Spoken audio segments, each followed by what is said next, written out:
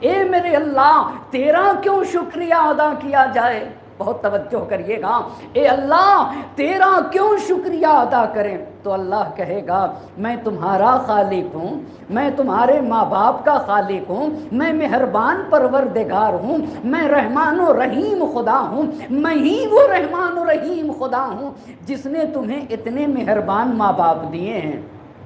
بہت توجہ کریے گا، یہ جو ہمارے پاس اتنے مہربان ماں باپ دیے ہیں یہ کس نے دیے ہیں؟ یہ رحمان و رحیم خدا نے دیے ہیں۔ اللہ کہتا ہے کہ جب میں نے تمہیں اتنے مہربان ماں باپ دیے ہیں تو انشکر لی، میرا شکریہ ادا کرو۔ اچھا اب اللہ کا شکریہ ادا کر لیا، لیکن اللہ یہ کہتا ہے کہ میرا شکریہ کافی نہیں ہے، میرے شکریہ کے ساتھ ساتھ تمہیں اپنے ماں باپ کا بھی شکریہ ادا کرنا ہوگا۔ اے اللہ ماں باپ کا شکریہ ادا کیوں کریں؟ آپ انصاف سے بتائیے سب سے بڑی نعمت کیا ہے؟ یہی حیات ہے نا، یہ جو ہماری زندگی ہے یہ سب سے بڑی نعمت ہے۔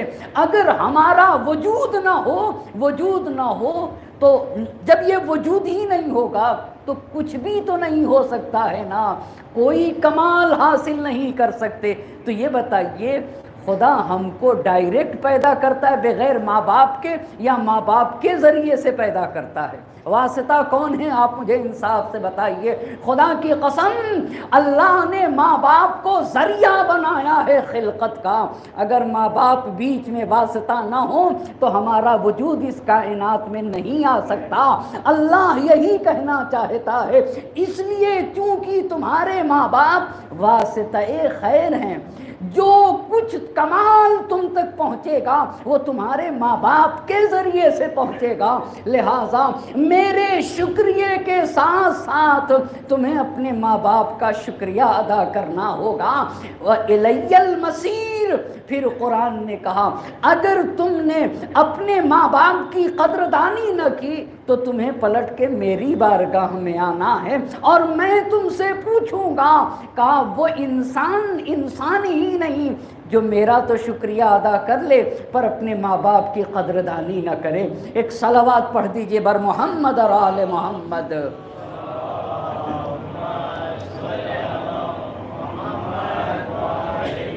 اب آج کے سماج اور معاشرے میں دن بہ دن وہ مقام، وہ منزلت، وہ احترام آپ قدرت سے تو پوچھئے، قدرت نے ایک سماج اور معاشرے میں ماں کا کیسا احترام کیا ہے قدرت نے، یہ ہم اور آپ ہیں جو بھول جاتے ہیں۔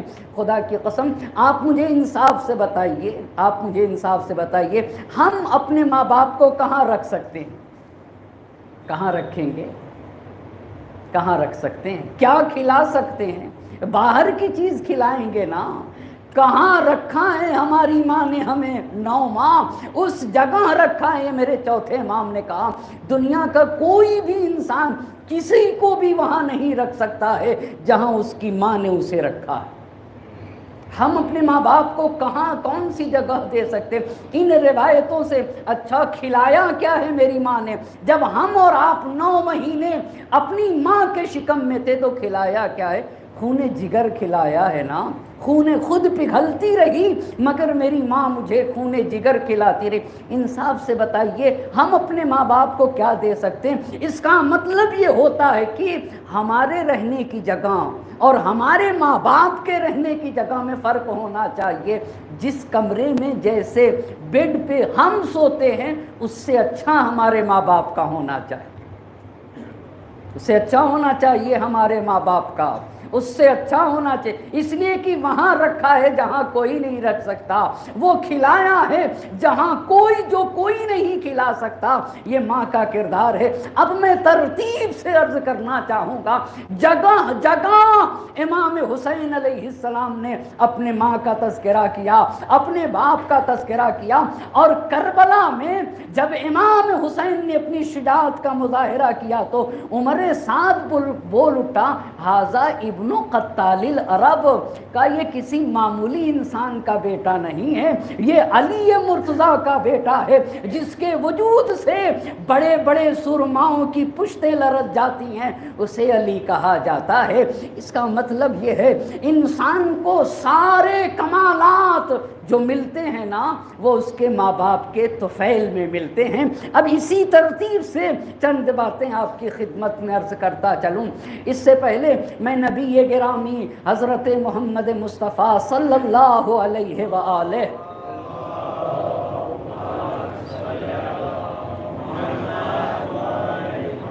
हदीस कहती है मन क़ब्बला बैना ऐनई उम्मिह कान लहू सतरम मिनन नार। हदीस कहती है कि अपनी माँ की पेशानी चूमा करो, अपनी माँ की पेशानी चूमा करो। क्यों माँ की पेशानी चूमा करो, क्यों माँ की पेशानी चूमा करो? कहा अगर तुम अपनी माँ की कदरदानी करोगे, अगर तुम अपनी माँ की पेशानी चूमोगे ना तो यही एक बोसा जो तुमने अपनी माँ की पेशानी को दिया है ना, यही तुम्हें कल जहन्नम से निजात दिला देगा। कान लहू सतरम मिनन नार, इंसान के लिए जहन्नम से निजात का जरिया बन जाएगा।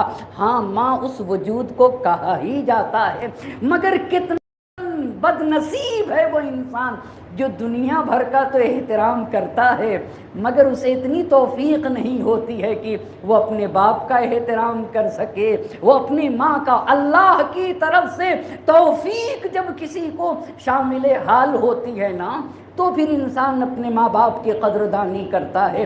अच्छा, माँ करती क्या है, माँ करती क्या है मैं बताऊं अजीज़ान मोहतरम। अगर मैं उलमा के हालात पढ़ दूँ ना तो उलमा जो बड़े बड़े शख्सियतें पैदा हुई हैं उसमें किसका किरदार है? उसमें एक माँ का किरदार है, उसमें एक बाप का किरदार है। हमारे बड़े बुज़ुर्ग आलिम दीन हैं जिनको मुक़द्दसे अर्दबेली कहा जाता है।